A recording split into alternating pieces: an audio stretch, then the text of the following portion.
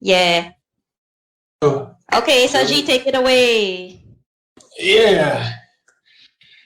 So hello everyone. Welcome to my presentation of Pirate Boom. It's a quite unique puzzle game, but before we start, let me tell more about 2Do Games. So 2Do Games, established in 2010 by me, and I was originally focused on outsource services for casual game development, mostly art or game design. I've been a big fan of detective stories and always want to develop own game. I started to make quest games, what we call object games, for publishers such as Big Fish and Irene. The latest game that was released is Curse Island Mask of Baragos. It's a classic hidden object adventure. And nowadays we develop several mobile titles also, and the best of them and the recent of them is the Pirate Boom. Boom ideally target on mobile platforms such as iOS and Android, but obviously have a potential to release on the tablets and other platforms. And as you can see, the setting is a pirate, I could say, and our base mechanic is around match and puzzle, but we have rules from Bomberman. But instead of moving character, we move our bombs to break through the different obstacles on a scene to hit a specific target and goal. And we have time limit, move limit, various bonuses that help you to destroy your target. And you can play a game using only one finger, and controls are very easy to understand, basically tap or swipe.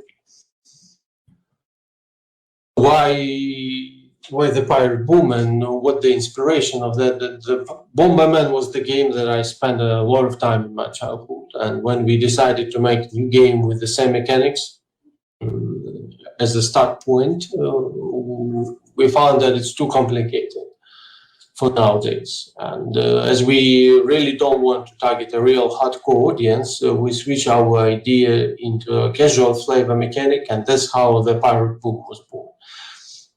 After that, it was not a problem to find a setting for the game, because an idea of adventure and bombs, pirate team instantly come to my mind. As for the gameplay pillars, the main is the puzzle one.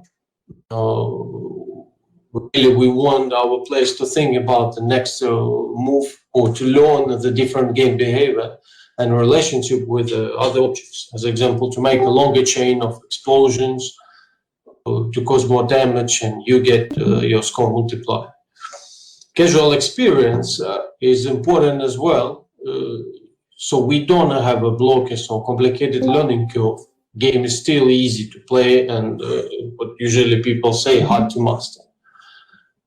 Adventure part, what we are building, just to have more fun and a logic process, some sort to have a game flow, use the puzzle and casual mechanics, but overall, like the story-based part that drive the character and the player, also important.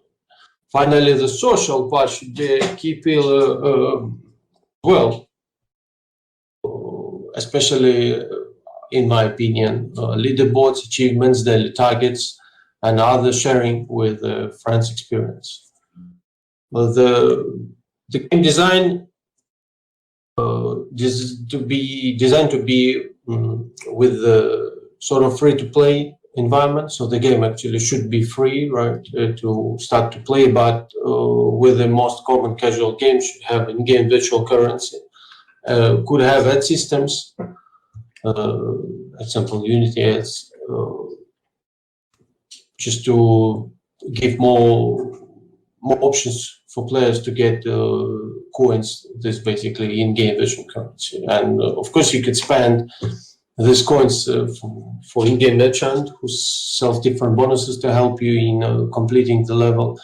And all of these bonuses are not designed in that way of using them to complete all the levels immediately. They just support a player in different situations. Also spending coins and time skips to avoiding waiting to restart the level if case of all lives been used. People can buy more moves, more time, if they don't want to restart the level. The important thing that at the moment we open to any other monetization based on a gender, or the systems which we open for new opportunities just could be anything, simple as it is. Some notes on the technical part. We choose Unity because of our participation to first projects as outsourced before using this engine. I had a story that I remember when I was on a Casual Connect in Kyiv, and they do advertisement for the engine, and I have believe it was in 2010. The game logic being written from scratch, and nothing really interesting in this part was to mention that only that we have an editor to design our levels with the different scenarios and stuff. The important thing that we need to have a Microsoft PlayFab or other cloud system implemented, and we choose PlayFab. And before the acquisition happened, it was due to the game direction, focus, and all what we need from that amount of time, or from that particular time, they already realized. As example, leaderboards, they have a virtual currencies with the live systems, updates every minute, goals and targets. And if we choose, as example, Google Firebase or Firestore, you need to write internal functions if you want to update, as well as the documentation need to be revised because there is a lack of documentation in particular for Unity. All of that being already in the PlayFab, and obviously when Microsoft do the acquisition, we were really happy just because the efficiency increases, the API start to work much more better, and they more concentrate now on people feedback as well. As we have a demo version only on the market, the analytics is not what we're using at the moment, but obviously interesting in doing validation rounds with a publisher that have a casual audience to test the retention, daily sessions per user, average sessions, basically the KPI, or key performance indicator, to understand the potential user acquisition. So now let's take a look on a video. I hope you will see it with the sound. This is the example of 3-story missions from a tutorial chapter.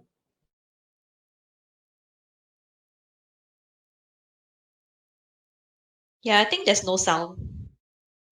There's no sound. No idea what to do, how to share the sound. In that case, let's watch without sound. I will just comment. Yeah, but I don't. What's happening now? This is the level, and you have a target goal to eliminate 5 pirates, and you have a limit on turns or moves. You don't have a time limit in this level, but you will see later that we have time limits as well. So there are why we have a time limits as example, just because we want first to showcase the different options that the game could play. Only just a classic by turns, but also by time missions. It's not a quite typical, I could say, casual experience. This has become more hyper casual or mid-core experience when you need to rush with your moves, so you can't just think and wait until the next move happens. Right, so we clear one level. You can see there was a few seconds of a leaderboards. As usual, we move on our ship on the location, which are divided by chapters. So another mission, we have a different goal now. So now we need to have a target of 800 scores, as well as the new elements been arise, some like a black mark that change everything. And you can see that the items also have the representation of health just by numbers, because we found that it's much more easy to explain instead of only have the visual. But not all. Some like classic boxes, cascades have the visual representation, and the player able to remember them and understand that this cascade have a 3 health, 2 and 1. You see that this mission have actually time, but I was playing so fast, not an issue for me. And this is the final mission for the training chapter. And the mission now on time. Sounds like you need just to have 1,000 points. And there is a new element, carrot called cackle, that help you with the situations when you out of move. So there is no perfect move that you want to make. You could use him, and he will basically swap several elements to a random one. So like that. We have a torch. Sometimes it's useful, and it's not a completely random, obviously, that we control what the objects he can spawn, and to balance that he could spawn like a cascades or non-active objects as well as the active objects, because you need to get the points, and you can't get the points if you just blown up your bombs or dynamite. So you need to destroy the targets in order to have and you can see that now I start playing more fast just because I have 10 seconds, and I still need to have a 56. So I use a bonus to get the points. And level completed. For those who are interested, I think that it's not a problem to share the link to watch it with the sound, just because the game have the music, have the sounds, and everything else, like the fixes. So this is the end of chapter 1. There is a short kind of a video between the chapters. Basically, that's it. It's a very, very pathetic music right now playing. Right, here we go.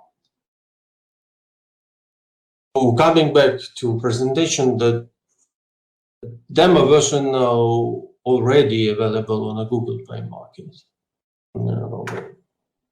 It's have a tutorial, which I believe have 8 missions or something like that. Have the first chapter, which have around 22. So in total, it's a pirate adventure with the 32 missions. To summarize, we want to mention a potential to access always growing mainstream of a casual game markets with a casual mid-core experience that easy to expand, easy to grow, and obviously a pleasure to share with friends the results. Particularly expand the social part in the game. So that's it. Thank you for your time. I hope you will enjoy playing the demo. Do anyone have questions? Thank you. Do you think you could throw the link of the video into the channel, Room 1 Text? Right, I think so. Or at least I could send a video, just because I believe that I do not upload it to YouTube. I believe it, yeah, because I was recording the video for the presentation, and I definitely do not upload it to YouTube. I don't know how to show the video with the sound. don't know. I think that this is the Discord issues with it. That just because it's taking the sound from a webcam microphone, not from the Windows.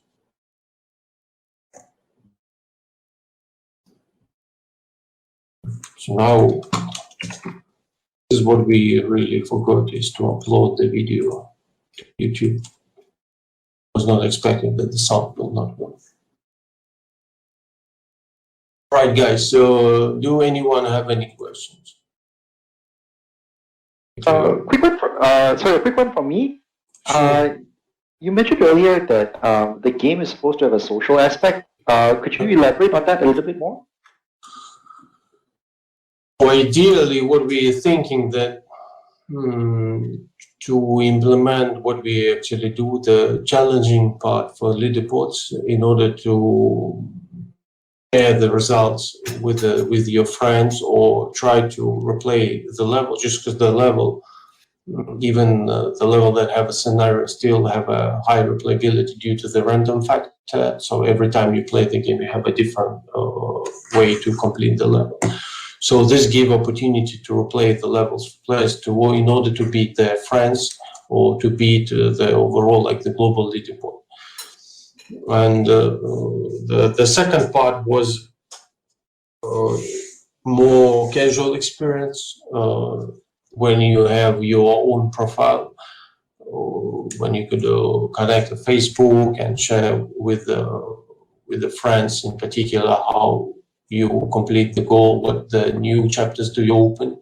Because ideally, what we see that the game will have different chapters for the different characters in the same setting, basically, and the players could or buy the chapters, or to win them in different competitions, or daily, or basically weekly targets. And the chapters is the way that the game right now done, that you have sets of the level with a complete story. So for our demo version, the story that the princess was kidnapped, and the king sent you, prince, to find, and you go through like several missions, several locations, and search and talk to the different people in order to find the clues, evidences, and after that, when you find, you switch your attention to the different task, and the story ends in the first chapter. And coming back to the social part, that we will have the opportunity to replace several levels, or have the weekly goals, in order to win the additional stories, or you can buy them. So this will be done as the separate part, something like DLCs been selling on the consoles, is the same idea, but with the different stories. And was think that this could be a good idea to share with your friends your progress, how many chapters do you open, or the stories between the chapters, and talk that, hey, I already complete this chapter, why are you waiting? It's a very well story, something like that. But basically, nothing done in particular for the time except the leaderboards, and that's it. Because before we start do this integration of the social elements, it's necessary to do the retention test and see the user acquisition from existing markets. Just because the game, it's not completely casual, it's still sort of the mid-core, between the casual and mid-core, and the setting is not like the best setting that will feed everyone. Sorry for quite diffuse answer. Yeah, I think I roughly get it. Thanks. Quite diffuse, just because I have so much thought.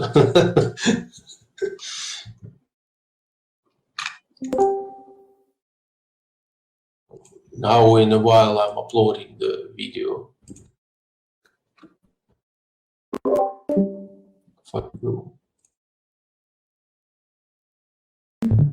If anyone have the Android phone, they could download the demo version. This is obviously much more better even than showing the video, just because you could play the game and see yourself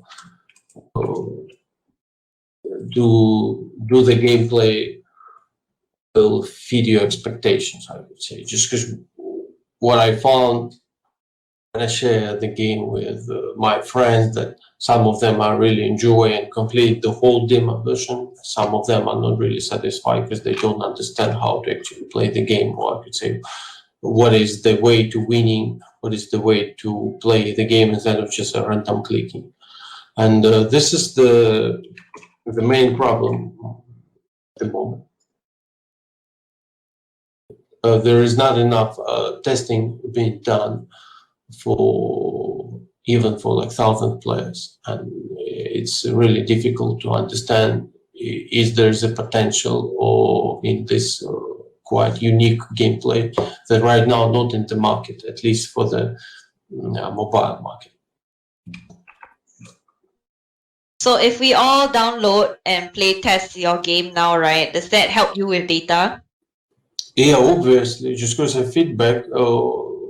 So what do you think, not about the visuals, just only about the actual gameplay? That's it. Okay. This is what important, just because the gameplay is a unique blend, and there's a reason why there is no games with that gameplay at the market at the moment, right? And this is why it's important to test at least for any amount of people who could play the game and share the thoughts, not just as a comments. That could be like a very good game, like 5 stars, or a very bad game, 1 star. It will not help. Right, so I upload the video to YouTube. Now let me share the link. I will share the link in room number 1. Thanks. And wherever you. And also I could share the link, well, the link from a presentation.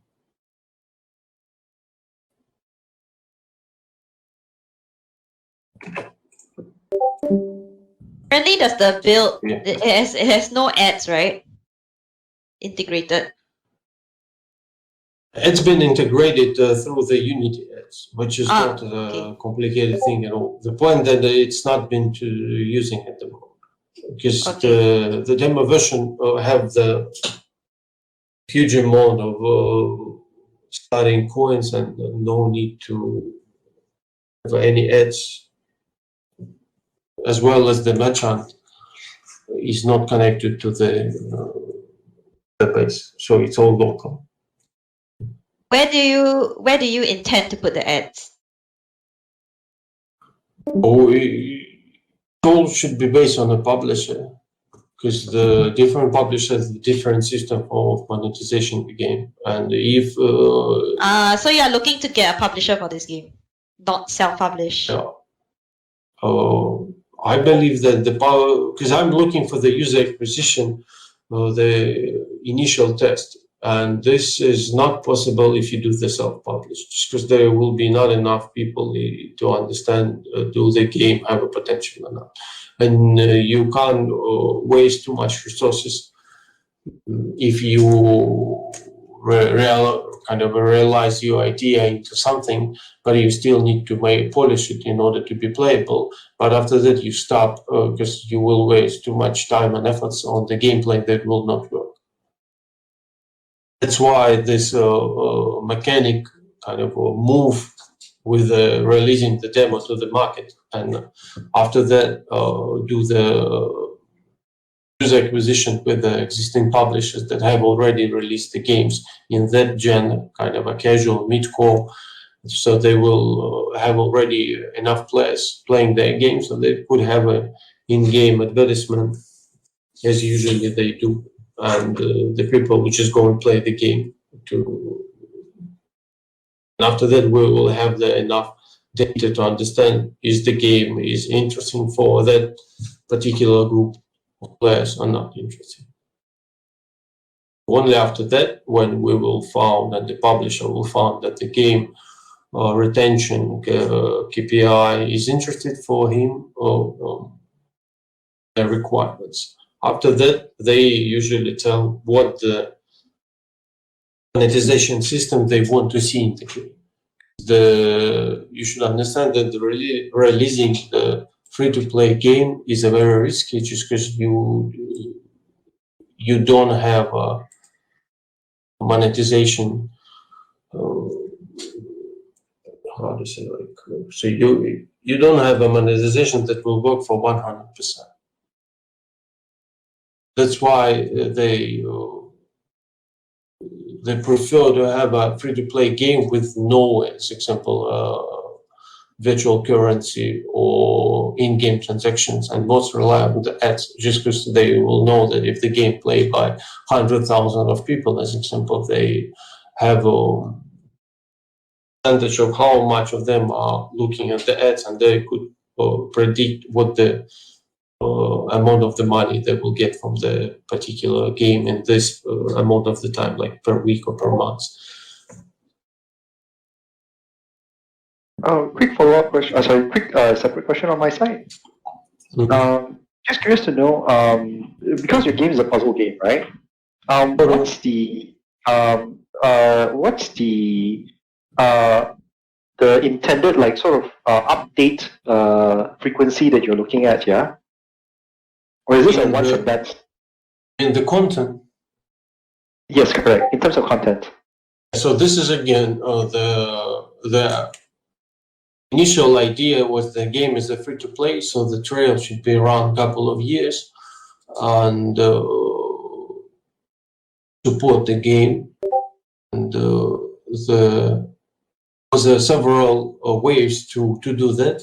First is to continue the main story by adding the levels every milestone. Based on the amount of the people who are playing the game now, you control the next milestone. It could be every month you release another 50 levels to the main hub of the levels. The second way, which also should be done, like ideally in a parallel, is to release the levels, as I mentioned, as the stories, as the pack. So we have like a 50 levels, which is the story, separate story that start to play from the first level to the end of the level, and they complete the story like a book with a chapter. Two ways. The first is to go the default levels with the default kind of a story, or probably not even the story-based, just a gameplay-based levels. So the good example is now it's quite old, it's a Candy Crush, the first one. They have like more than 2,000 levels, or now even more, with no kind of too much story related, it's just core gameplay. And coming back to the additional way, it's to have a story-based chapters when you release a pack of the levels. And also social integration means that the people could share the different stories with their friends or whatever, and we could also the weekly or monthly, I don't know, like leaderboards, and for the first places we could give for free the stories.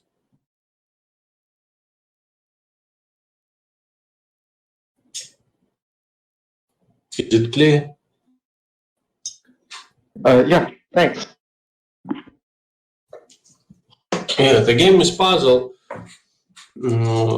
based. So several levels could be casual when you don't have a puzzle base. So for the systems that right now game use, there are several of them. Main is the random system, when the items spawning randomly, but with the probation, with the percentage, how often the item will spawn, right?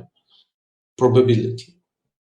The second system is the puzzle system, when but it also could be merged together.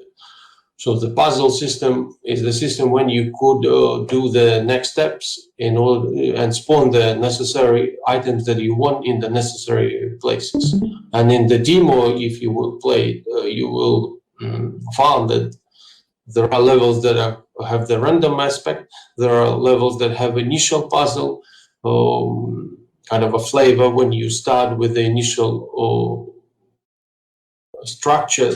And if you will follow the right moves, you will complete the level faster if you will do the random moves. And the third one is a completely puzzle, when if you will make the moves not in the almost not in the right order, you will not complete the level.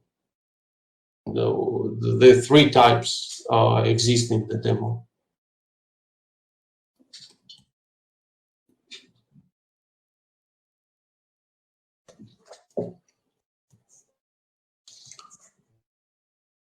Also in demo version, if you complete the first chapter, there is a arcade mode start to be available. This is the different gameplay.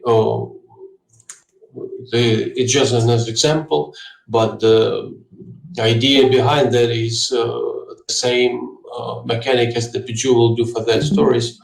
When you play infinite amount of levels, and just only when you fail, you start from the first one. So arcade mode is around the same. So you have a infinite amount of the random levels that you are completing, and after that there is the final score at the end, and you could replay it one more time, and the levels could be different.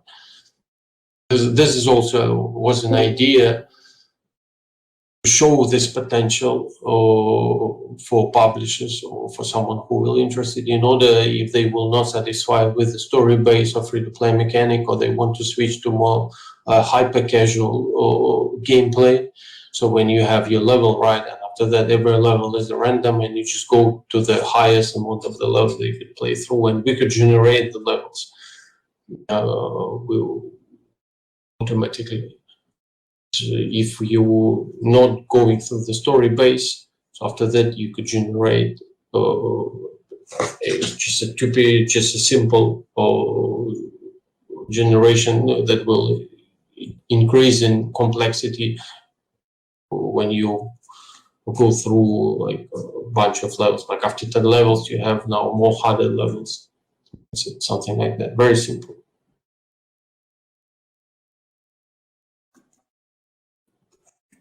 Understood. Thank you. Welcome.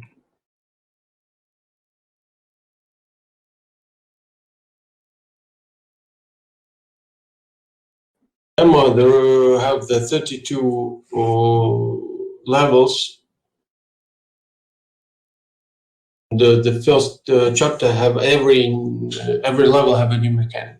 In the after you pass the tutorial chapter, you open the main components. Now you know how to play the game. Now you know what the bombs do we have, what the type of the bombs, how much damage do they deal. That we have a torch, that we have a different obstacles that you can destroy, and that you have a different targets, that you have a time-based, mission-based levels.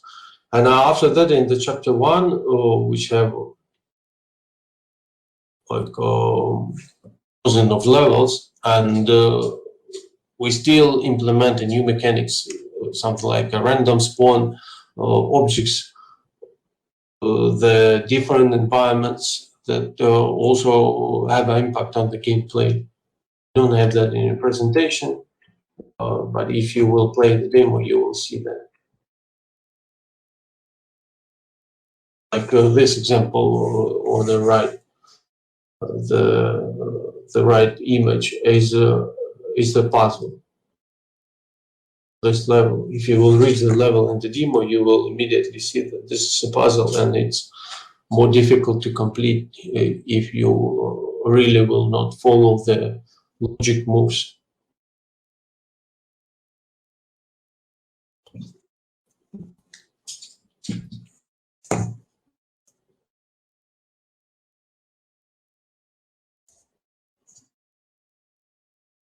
What was it?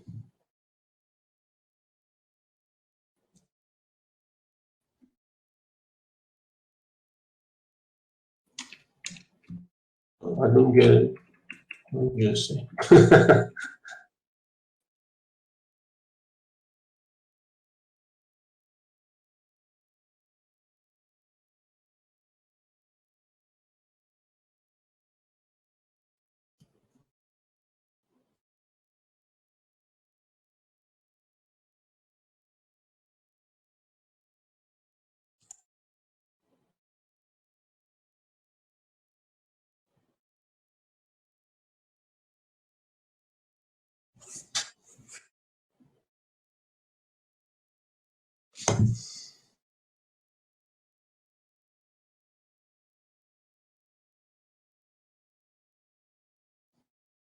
What else to mention? That the gameplay is experimental. This is very important to understand that this is not the final game. It's just the experiment of the gameplay.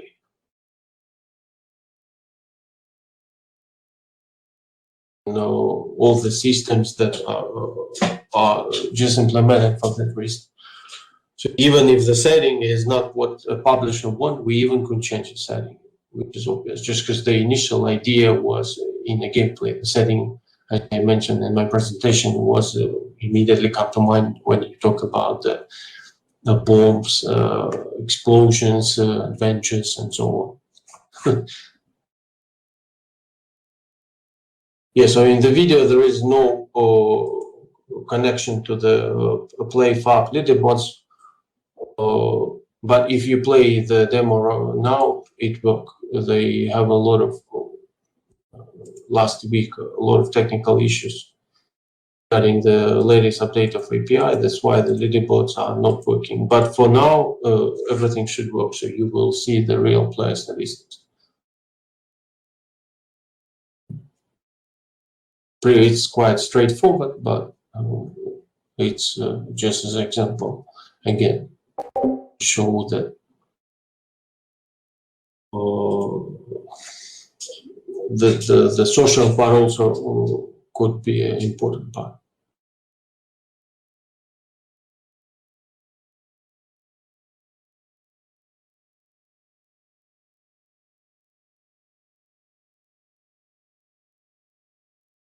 So how many people do the game?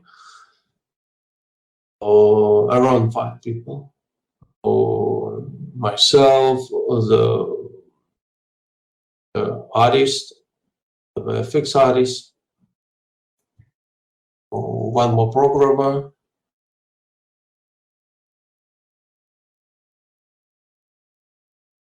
and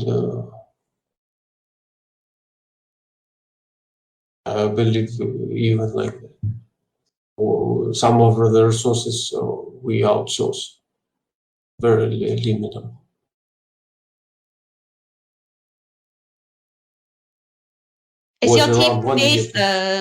Is your team based mostly in Singapore, or are they based globally? They based globally and mostly in Ukraine. Okay. Ukraine and Russia.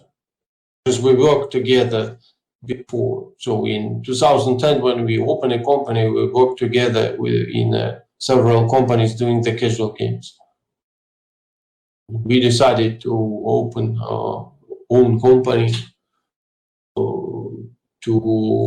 and start to providing the same outsource experience for the studios in the casual games, real game market, doing the mostly the art side and game design side.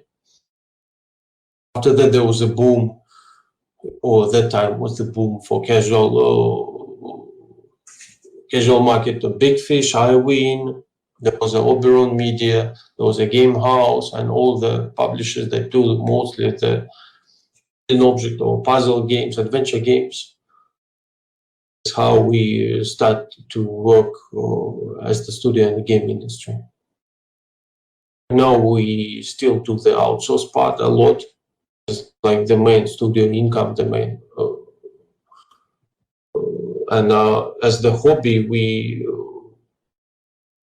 switch from hidden object puzzle adventure games, which we also released, and they were profitable. Royalties were quite good, but unfortunately the market are going down. And the main player, which was a big fish, open, as far as I remember, online casino for the time, and they have a lot of issues, and a lot of players were switching to casino games instead of playing. So they breach a lot of contracts, and we were the studio who lost the contract for developing games for them as well.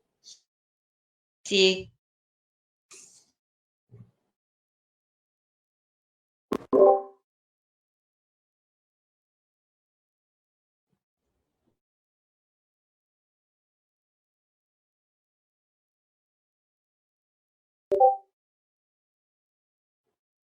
As far as I understand, obviously that it's too early to give a feedback. That's why I'm asking for help to play the game and to tell the thoughts, or to try to fix them if it's possible.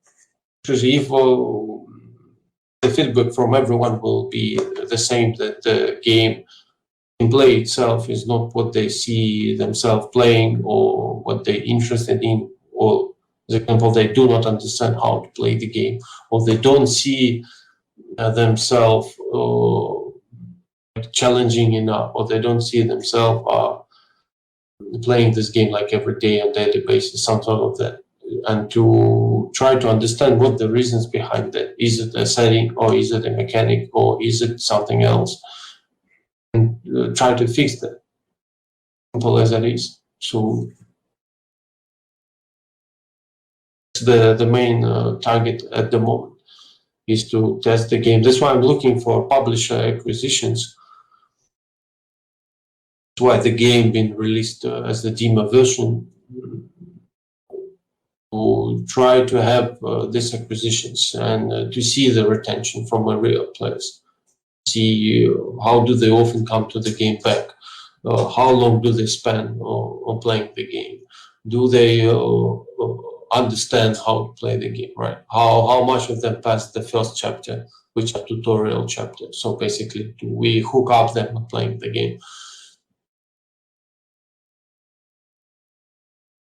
I'm also stuck at the same level that Cheryl was stuck at, the level after rescuing the parrot. Right.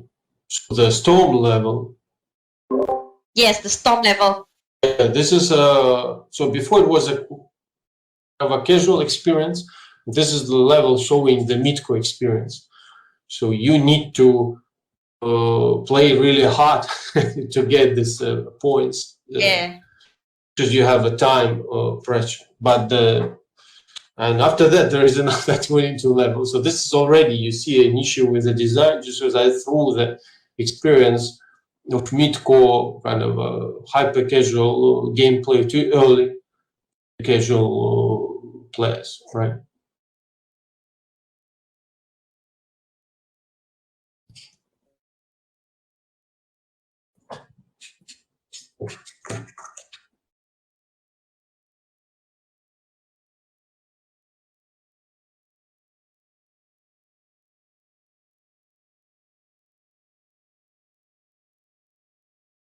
First mission also.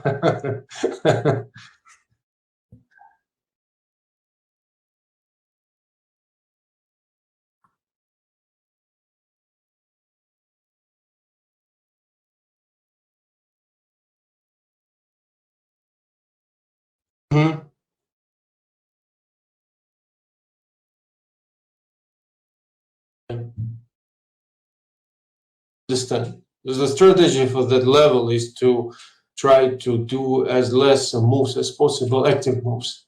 So to just because you have a score multiplication, and in order to hit the 5,000, you need to get the score multiplication. And what is mean that when you hit in one move as much boxes or other objects, as many as the bigger multiplication become.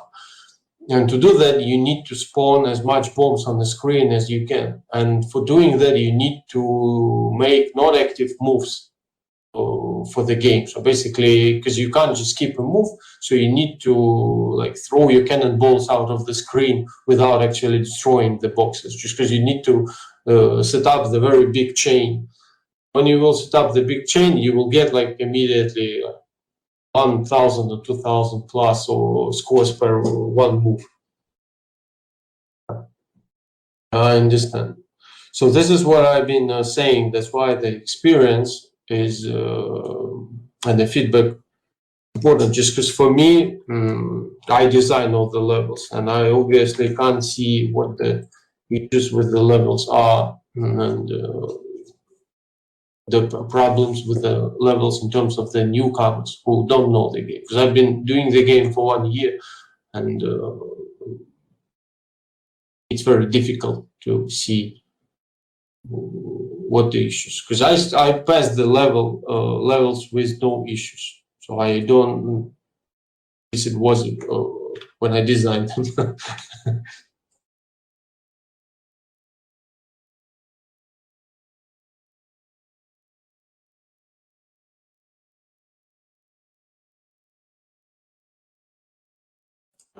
And also I shared the screen of the project. There is nothing again to show, but it's just a typical Unity project with a lot of things. It has the PlayFab SDK. It has obviously a lot of UI objects, a lot of elements, a lot of backgrounds, just because we had a story base. A lot of like even the 3D shaders as well for the water, for the boss chapters.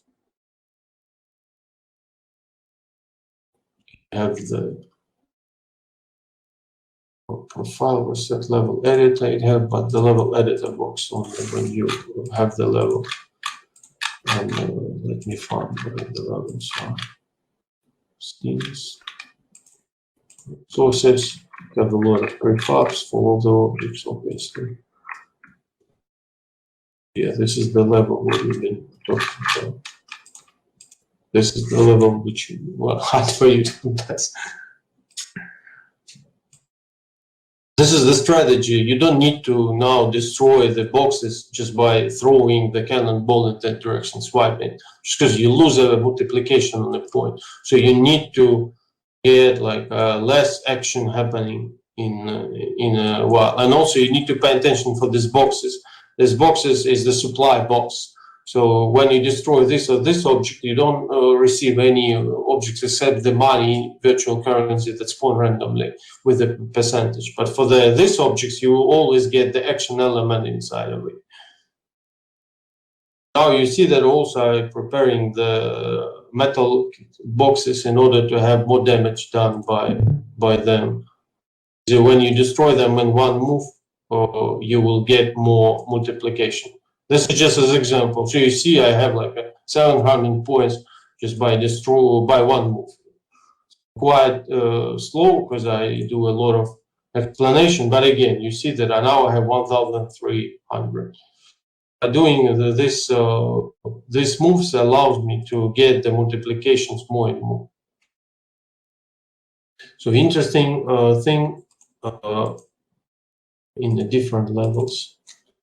This is the level with the ghouls, and this is the mechanic when you need to. So the goal is to eliminate those, and the thing when you deal damage to them, the ghouls fly away to the different basically cell, right? And that give you the like an interesting mechanic that you don't have before, just because now you have even more random things. So now you need to think who could fly away, something. I do not tap on the dynamite because I'm waiting. Deal more damage, like right like that. And now I will destroy the two ghouls with one move or deal the damage. Okay, I finally passed that level with your advice, but yeah, but then that's why I feel like the ramp up, right? I think you might need to be more explicit in using the so-called non-consequential moves to try to crowd the space a little bit. I was thinking that it's already a good time to give, because if the people pass the first chapter, they probably understand how the scoring are done. Yeah, if you mentioned, so I could just change the level to the less cost, or just to change the actual order and move the level to more further away, or give additional tutorial for the level explaining the multi-scoring ability. Just because it's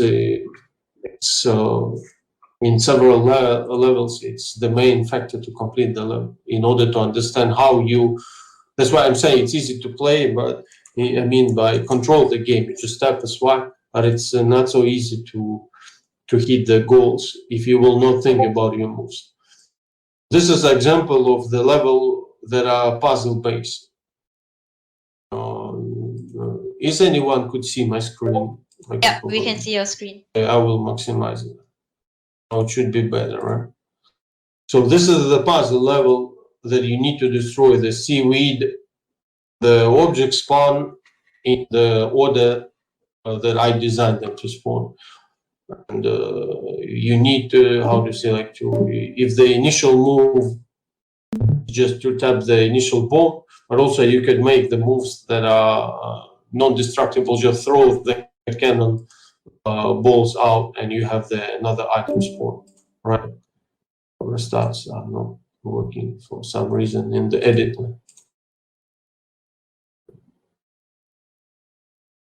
You see that now the objects are the same, bombs spawn in the same position.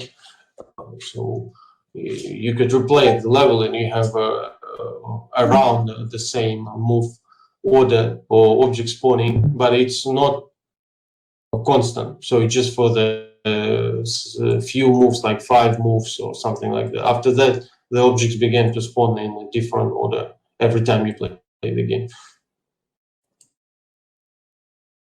You see that right now it's much more less action than it was before.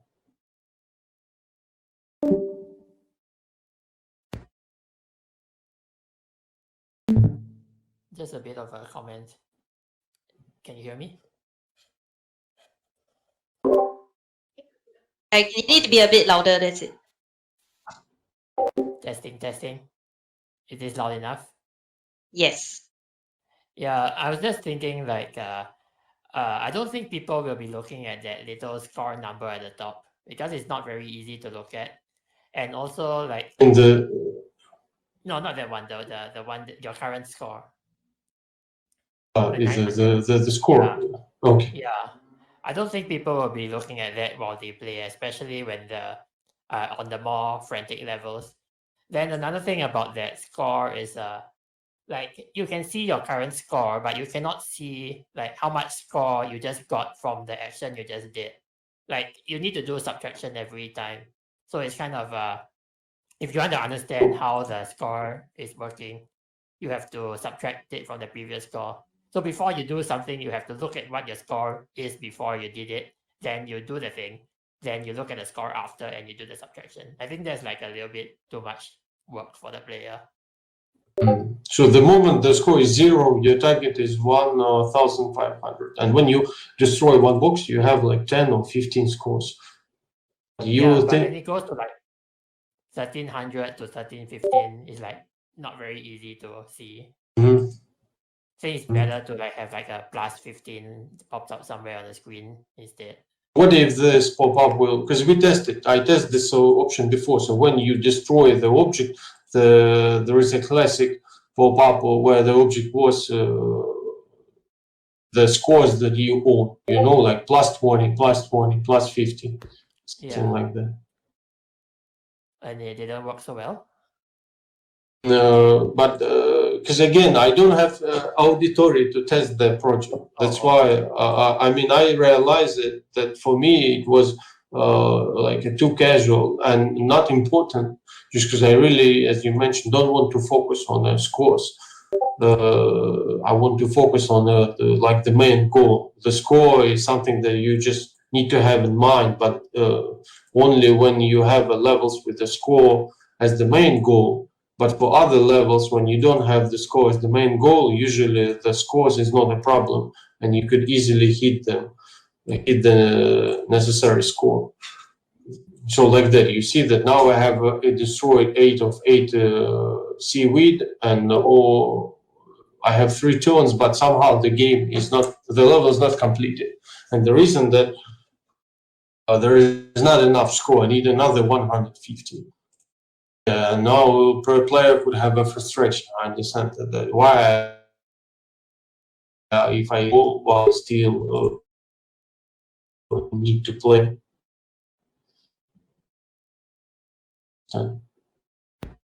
Yeah.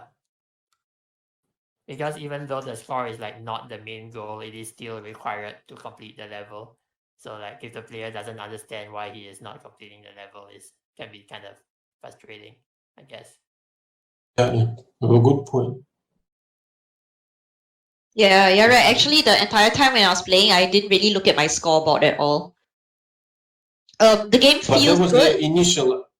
the initial idea was that you don't need to look at the score. Yeah. So the you need just to play, and the score is something. So this is the example of the level which don't have any scores at all. So there is no target score. Just need to destroy 3 catapults.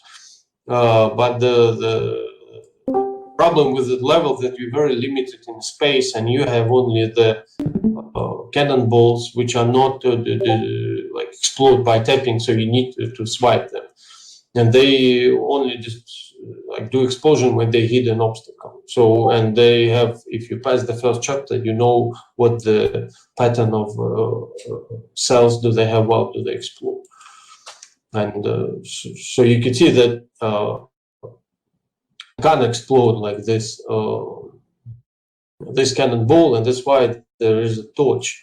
So instead of swiping, it's kind of puzzle. Now I could choose what to do. So I want to explode this thing instead of throwing this thing in that way. And this is a time pressure level place. Not working. That's why I need there is a replayability. So now you can see that there is a bit of difference spawning the cannonballs, but still around the same. Now I need to play faster just because I already know what to do. I know how to hit them and how to deal damage to them. The catapults.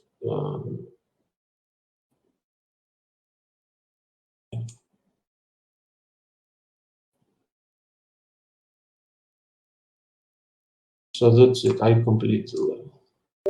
So I passed the level in the second attempt. This is just because I already know how to play it, but Yeah. So yeah, I was saying that I didn't really look at the score, and honestly, the game feels good. I would want to keep playing without needing to look at the score, or at least if the score feels some satisfaction, as O said, like has some satisfaction about how much score actually tallied when I do a massive blow up of stuff. that's why I will have a pop-up of the pirate that go from a left screen. Yeah, I saw that. It's mean that you have a multiplication. So this is another example of the level, which you have a main target to destroy the pirate chest, and you can see that there is a 10. So you have a 10 that need to deal a 10 damage. And again, there is no scope, so you just need to pass the obstacles and to deal the damage. And you know that the black mark are swapping the objects, but you will realize that this is the special boxes that are not follow that rule, because there's like a magical barrier. Now you need to do the physical damage to them, and from the visual representing, you will realize that probably I need to deal at least 2 damage to them instead of 1, and you have a dynamite that deals a 2 damage. Now you say yes, so finally I can destroy. So now I know that they have a 2 damage, and probably I will not able to pass the level in the first try again, just because this is the first time now playing, and this is I mean, I know, but for people who play the first time, probably they don't know, obviously, because they see the boxes for the first time. Yeah, but I think these kinds of things, you can probably figure them out through trial and error. The score is a little bit more difficult. Yeah. Yeah. I understand completely the point. Yeah, I understand. Yeah. I think this one seems not too bad. You can figure it out. Like the damage, I like the damage and the damage numbers and the damage indicators on the images. I think it's kind of like intuitive, probably. But that's what I'm saying. Probably everything is like under the probably. Yeah. So there is no one knows, and that's the reason why I'm trying like to be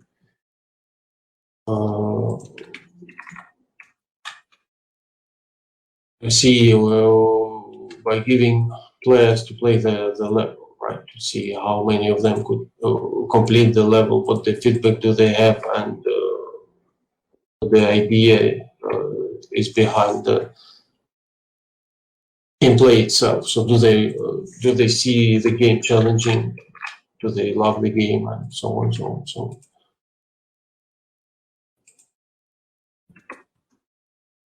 So there is a lot of things to be looking at, how many, what the system, the elements, how the board being generated in a random way, like the board size, how the level edit have been realized that you actually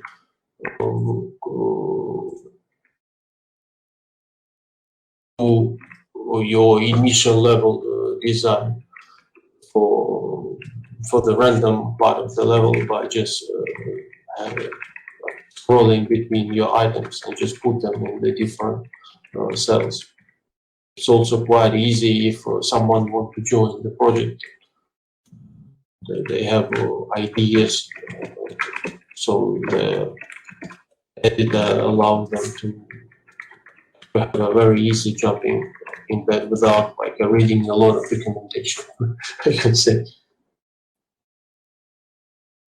Yeah, so what else to show?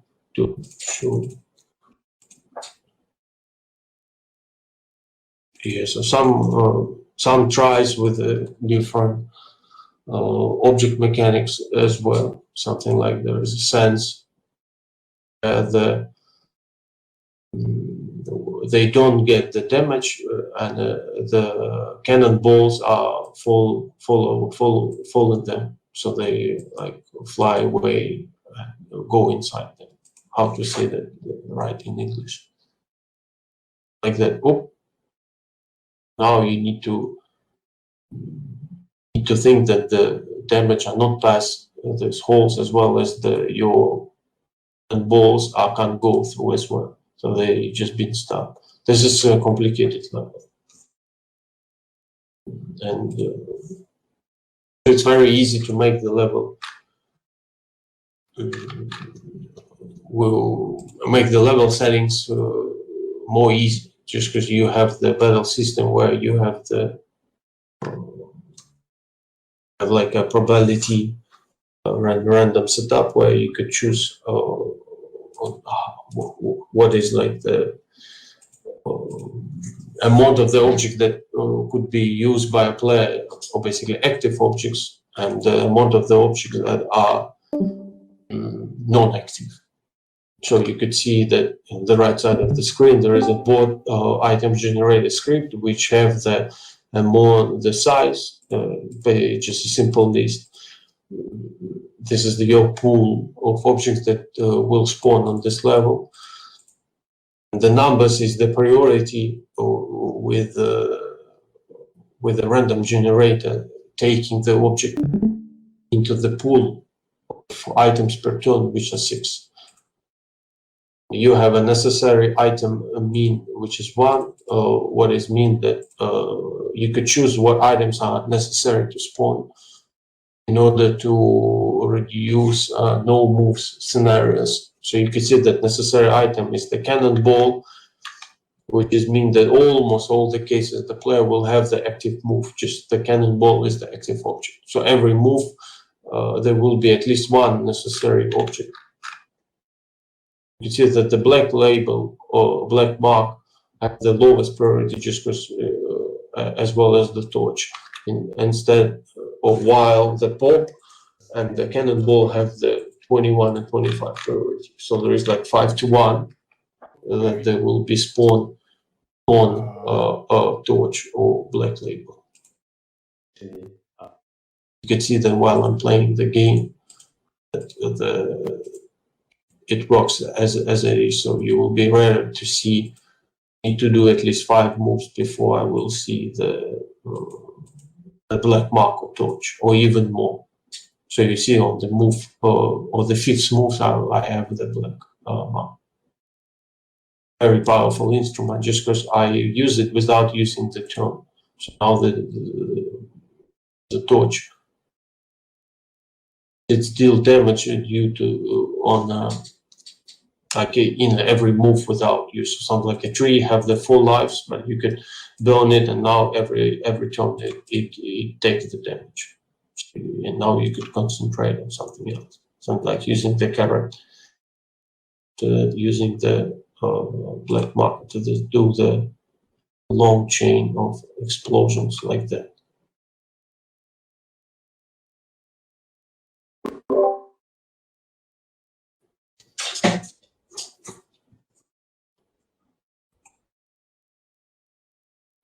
Yeah.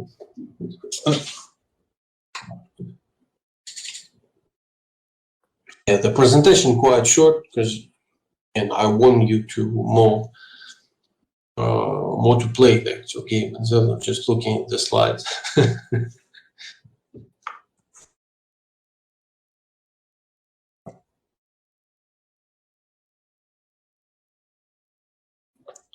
Yeah, of course. Thank you for your time, everyone. Thank you. Thank you. Play please again. Sergii, were you drinking vodka? Did I see you drinking vodka from the bottle? This is a water, not a water. I thought it looked like a vodka bottle, like glass bottle. I was like, Friday night. Okay. Not for now.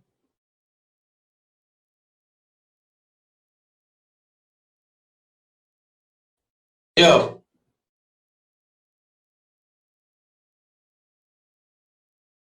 Of course, but they no plans for any updates until so the next step overall, like the idea is now to try to see who from what publishers could be potentially interested in the game, and after that do the changes relative to that publisher. So do the changes to the gameplay, do the changes to the monetization system. So build on the feedback from a publisher or their audience what to do with the game.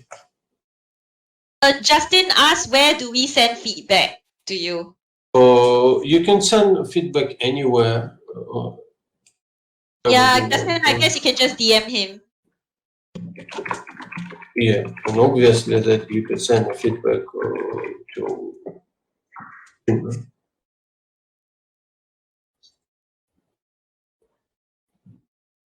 Yeah, I don't know. I never think about how to get the feedback yet. Sorry for that. Thanks, everyone. Thank you. Thank you. Bye. Bye.